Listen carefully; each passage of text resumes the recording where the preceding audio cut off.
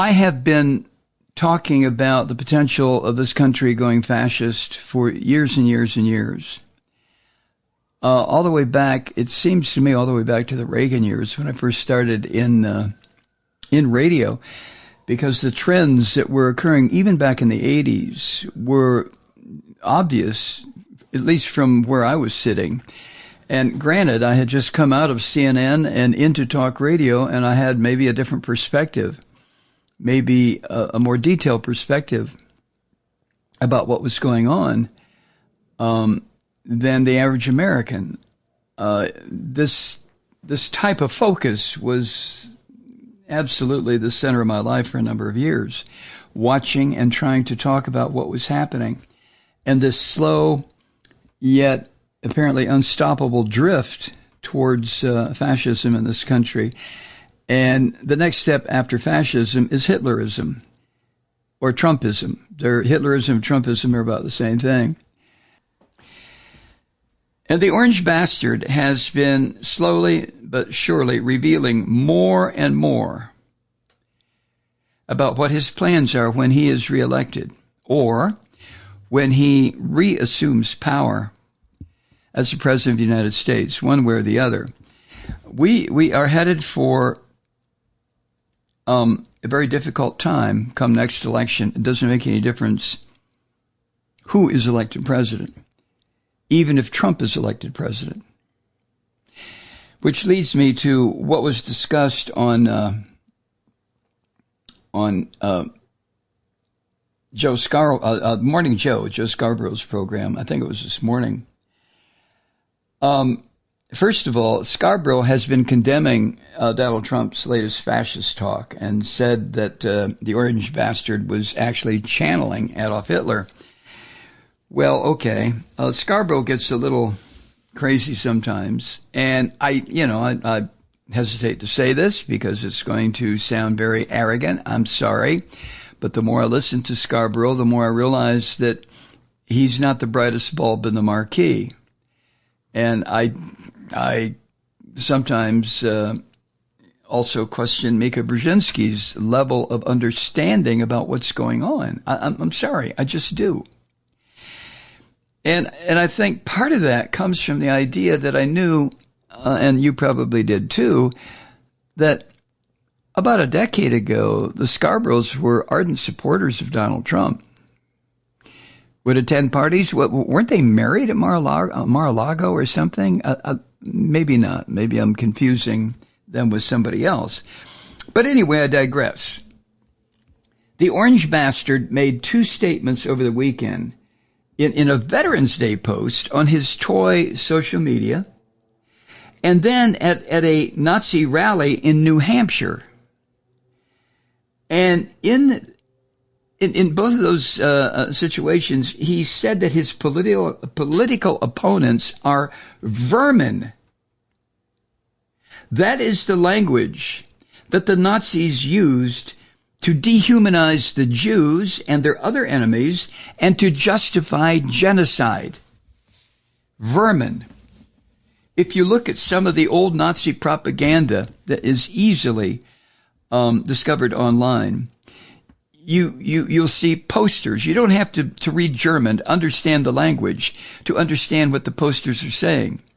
Caricatures of Jews alongside drawings of rats. And if you want to, you can go to Google Translate and see what those posters are saying. Vermin. Anyway, Joe Scarborough said this, quote, I think it was this morning, quote, he just reveals more about himself. The Washington Post, of course, reported a few last week that Donald Trump basically was making an enemies list and said if he were elected president of the United States, he would use his position as president and start going after Democrats, start going after political enemies, start going after, well, it sounded like arresting even his former lawyers who no longer defend him. So you have all that talk, but you always had this fascist talk coming from him. And it was just a week or two ago that the Anti-Defamation League and many others were concerned when he was talking about immigrants quote, poisoning the blood of America, end quote. And of course, that's, again, just sort of the call for racial purity, which of course I find absolutely fascinating since we are a nation of immigrants, end quote. If you pay attention to what this son of a bitch, not Scarborough, the orange bastard, what he is saying, what he's posting on his toy social media bullshit, what he's saying at rallies, if you're paying attention, and then if you compare it, I mean, dear God, I realize it was a century ago when I think just about 100 years ago when the beer hall putsch occurred in Germany, and then the rise of Hitler. But if you pay attention to what was said, you don't have to read Mein Kampf. You can read some of the quotations that have entered into examinations of the rise of fascism, Hitlerism. There's a difference now, believe me. Mussolini was a fascist. Hitler was a Nazi. There is a difference. But I digress. Scarborough added this, quote, as Donald Trump himself knows, what were they called? The Drumps? What was his last name? Drumpf? Came here from Germany? When just having a name Drumpf, being from Germany, was seen as anti-American and about us poisoning the bloodstream. And now we're just going full on Hitler, talking about Vermin, end quote. Now, not the most articulate statement from Joe Scarborough, but I think Scarborough is as upset about this as so many of us are. And since Scarborough's program is live, as it's being telecast, it is difficult. Well, it's difficult for anybody who's in broadcast, and I'm sure you know this, to keep up that stream of consciousness necessary to keep talking. I have a difficulty with it on my little old podcast here, even though I know that if I really fuck up, I can just erase what I've recorded and start over. And that's what you hear that night. It doesn't work that way in live television. So even though Scarborough seems extremely inarticulate at times, he's trying to express something that so many people are. That we are heading in a certain direction. And if we don't stop this, we're going to wind up there. In that Veterans Day speech on Saturday, when he was in New Hampshire, in Claremont, New Hampshire, talking to people, I don't know if they realize they're crypto Nazis, these people who attend his so-called political rallies. I don't know. But I see videos of them looking at him, the back of his head, since he faces the cameras. But I see them looking at him with this look of adoration on their faces that I've seen in the old films of the Nuremberg rallies where tens of thousands of people were screeching Sieg Heil to Hitler. But he pledged during this Veterans Day speech on Saturday that he was going to, quote, root out the radical left thugs that live like vermin within the confines of our country, end quote, if he's elected in 2024. If that isn't an openly Nazi threat, a Hitlerian threat, then such comparisons don't exist, do they? He also said this, quote, we are a failing nation. We are a nation in serious decline. 2024 is our final battle, end quote. That, my gentle listener, is Hitlerian. And I think I know who writes this shit for him. It has to be the Nazi Jew who works so closely to him, Stephen Miller. His sons are too fucking to write this kind of extreme right-wing Hitlerian rhetoric. But Stephen Miller isn't. And Trump, I don't know if Trump understands. I doubt it. Somebody said before he was even got the presidency. I almost said elected. Before he got the presidency, that there was a copy of Mein Kampf on his bedside table. Whoever said that was either full of shit or making something up or knew something that the rest of us didn't. But irrespective of that, he is now spouting Hitlerian rhetoric. And Stephen Miller defines the term self-hating Jew, just like you can have a self-hating Catholic, a self-hating white person, a self-hating black person. Stephen Miller fits that description. And Stephen Miller would like to see this country just dissolve into a bloodbath. He's a sick son of a bitch, which qualifies him to be a very close personal advisor, if not speechwriter too, for the Orange Bastard. Now, in that speech, of all places, New Hampshire, Jesus Christ, he also vowed to target communists and Marxists and to rout the fake news media until they become real. Those are quotes. What the fuck does that mean? The fake news media until they become real. It's very clear what that means. Until they only support him, praise him, coddle him, stroke him, tell the American public what a wonderful, wonderful human being he is. That's what he means. And then he added this, quote, "The real threat is not from the radical right. The real threat is from the radical left, and it's growing every day, every single day. The real threat comes from outside forces. No, he said, quote, "The real threat from outside forces is far less sinister, less dangerous, and grave than the threat from within." Now, the thing is, of course, that's the end of the quote. The thing is, of course, in saying that, he's absolutely speaking the truth. But he is speaking the truth about himself and his insane followers, the tens of millions of them who listen to this shit. And I don't know. I don't know what people think when they hear this who are Trump supporters. It probably ups their level of adrenaline. It probably makes them get kind of kill crazy. Probably makes them want to think, oh, yeah, where's the nearest Jew? Where's the nearest queer? Where's the nearest Muslim? Where's the nearest liberal? Let me get my goddamn hands on those people. Which brought about, in Germany in the 1930s, Kristallnacht, the Night of Broken Glass. David DeWitt, who is the editor-in-chief of the Ohio Capital Journal in that state, he characterized Trump's remarks as, quote, "rhetoric literally out of the Nazi playbook," end quote.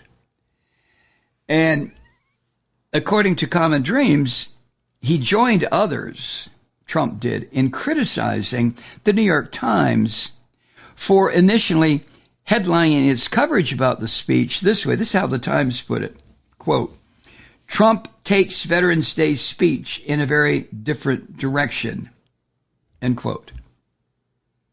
That's what the Times, that's what their headline was in covering his speech in New Hampshire. And for that reason, Trump labeled the New York Times as an enemy of the people, which is a Stalinist term. You know, Trump is using this shit from both sides of the authoritarian spectrum. Stalinism, Hitlerism. This is Trump. And of course, he can't tell the difference between the two, but I'm sure he admires both. He also said on Saturday, the Orange Bastard did, that once he's reelected, his administration would, quote, "launch the largest domestic deportation operation in American history. And we will also institute strong and ideological screening for all immigrants. We will revive the Muslim ban, further slash taxes, gut regulations, and prioritize the approval of fossil fuel pipelines," end quote. What? I mean, okay, I realize the audience I'm talking to.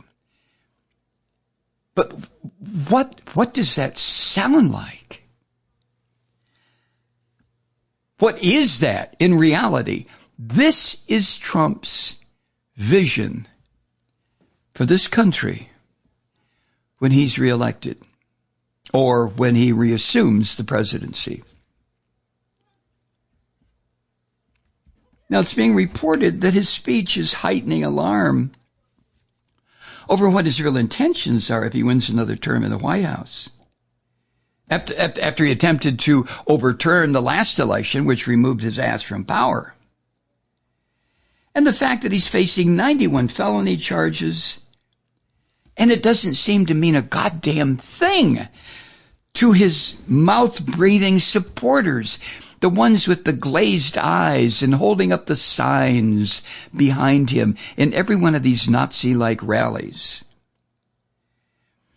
And the Washington Post reported earlier this month, I think I mentioned this last week before, that the Orange Bastard and his supporters, quote, have begun mapping out specific plans for using the federal government to punish critics and opponents should he win a second term, with the former president naming individuals he wants to investigate and prosecute, and his associates drafting plans to invoke the Insurrection Act on his first day in office to allow him to deploy the military against any civil demonstration.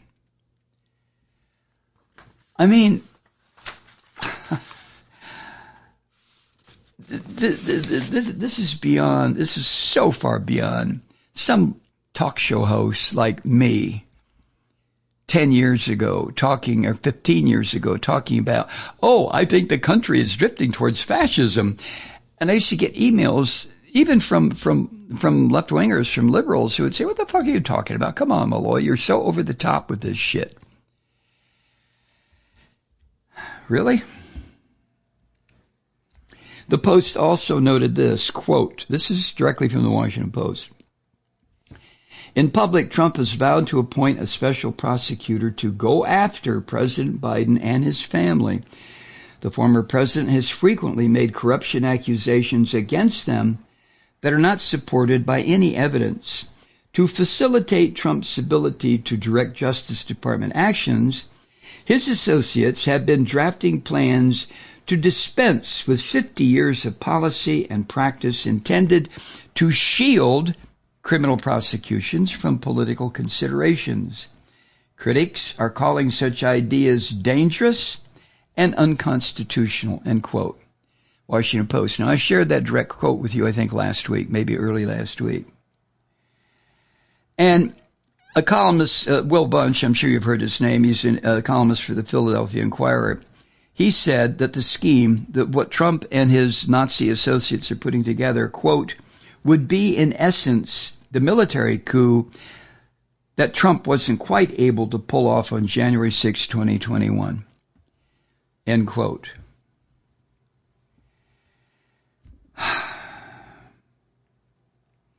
Folks, we are seriously not trying to be Chicken Little, the sky is falling, but we are so close to the end of this experiment in self-governance in this country. We are so close to this country being run by a fascistic, murderous, in his intents anyway, leader. We are so close to millions of people buying into, millions of them already have, this rhetoric of the Orange Bastard that is destructive, poisonous, filled with the potential for chaos and destruction and death. We are so close to this. And it's got to be stopped. Hi, Truth Seekers. Mike Malloy here. You know, the Progressive Voices Network brings you commercial-free commentary from today's leading progressive radio hosts and pundits, like me, Mike Malloy. 24 hours a day. I'm not your typical old guy from the 80s or the 90s talk radio host, and Progressive Voices is not your typical talk radio network. It's a listener-supported nonprofit with no corporate control whatsoever over our broadcast. So hosts like me, Mike Malloy, are free to rant and scream and carry on about whatever we like. We're often controversial, but we're never boring. Weeknights, 9 p.m. in the East, 6 p.m. in the West on the Progressive Voices Network. Always progressive, always on. I'm Mike Malloy. Keep it lit.